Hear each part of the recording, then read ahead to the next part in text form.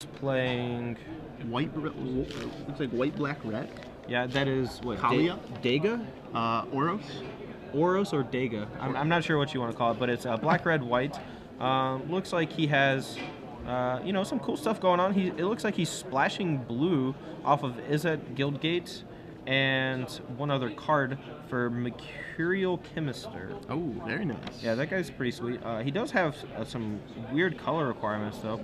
Triple black with Necropolis Regent to go in his basically 4-color deck. He only has a couple... Actually, no, he has a few guild gates. It's weird, because normally I'm looking on the left-hand side for non-basic lands, but there's 3 different pages to look through for the deck registration, so this is fairly difficult.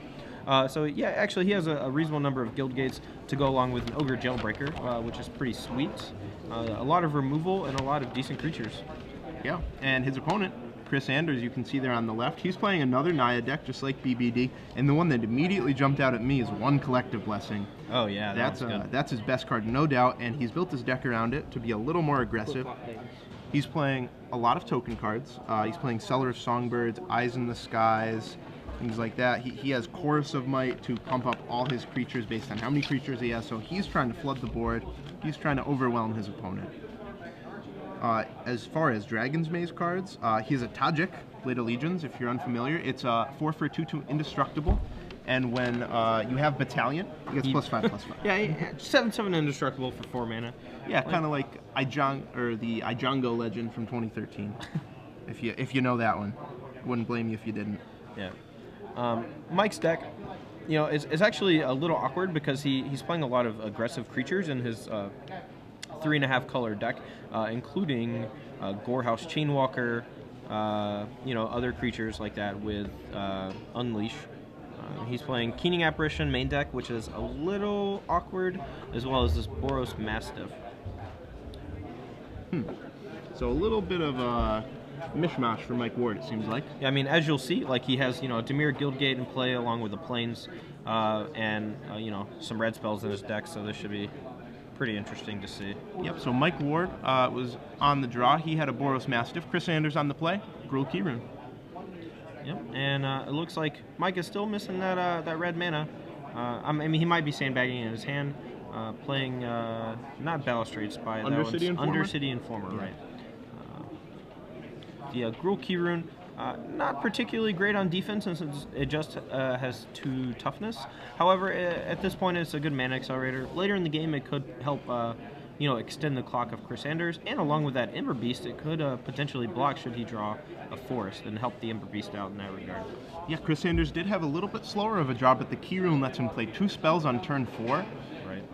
Yeah, he has a pretty decent board there. Yep.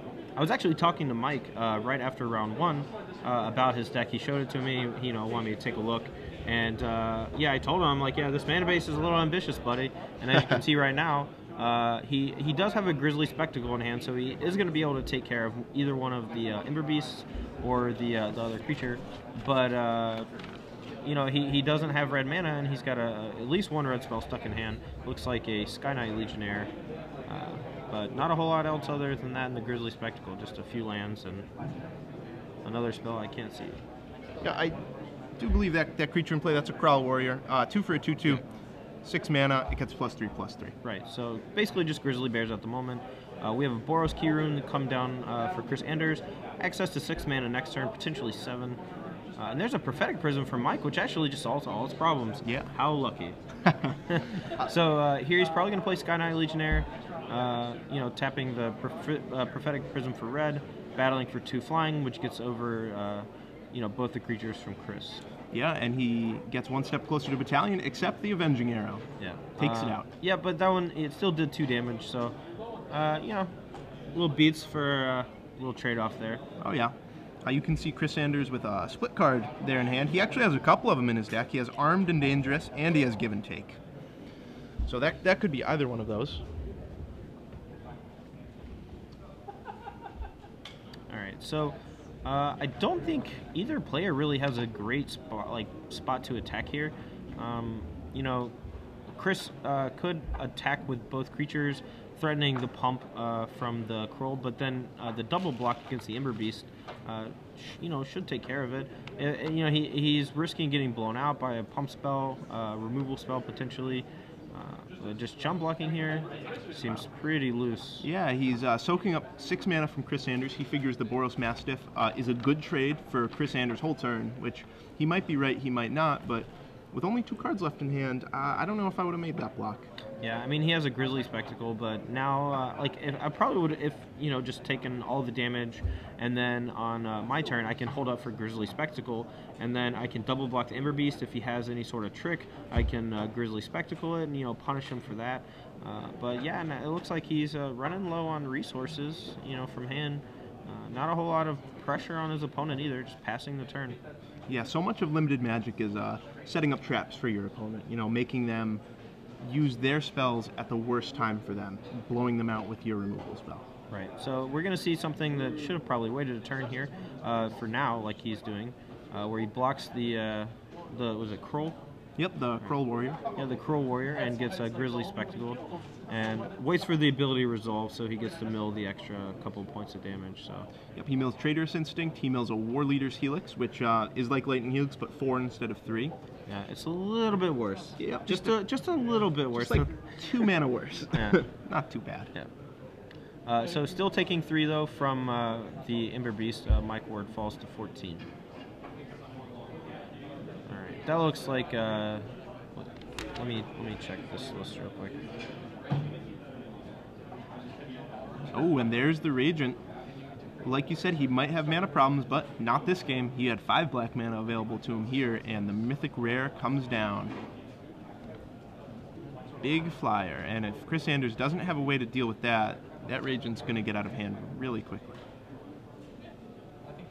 And we're going to get the Necropolis Regent up on screen for you. Where is this card? 6/5 flyer right there. Yeah, that guy is pretty sweet. Whenever it attacks, if it deals damage the first time, it just grows enormously to 12/11. Yep, 12/11. It's quite good. Yeah, and the Vassal Soul will only be able to chump block that Necropolis. Right. Kind of a throwback there with Necropolis Regent to Jadek, Lord of Secrets. If you ever played original Ravnica, whenever he dealt damage to the opponent, he also doubled the counters on him. Right. But also he would mill his opponent instead of dealing actual damage. So Sin Collector from Mike Ward takes out the that's not give and take. That's Armed Dangerous, and leaves him with Collective Blessing in hand. All right. Now, which one is he gonna pick? Is he gonna pick Armed or is he gonna pick Dangerous? I would go with the Dangerous. Yeah. So does that mean he has to rip the card in half and he gets to keep the other one? I'm not sure. Okay. Well. Collective Blessing from Chris means that any green source off the top is going to be quite good. Or is it? Can we pull a Collective Blessing real quick? Is it green, green, white, or white, white, green? It's very important in this situation. I think it's green, green, white, or he would have slammed it already. It's possible. Yep. Okay, so it is double green. So a lot of the Anthem effects, I would just assume they'd be double white as opposed to double green, since Anthem effects are traditionally double white in casting costs. But an Ogre Jailbreaker here after the gigantic Necropolis Regent. Yeah, Chris never drew the second green, was kind of stuck with some creatures in hand that didn't do a whole lot, and eventually succumbed to the Necropolis Regent, the giant vampire vixen.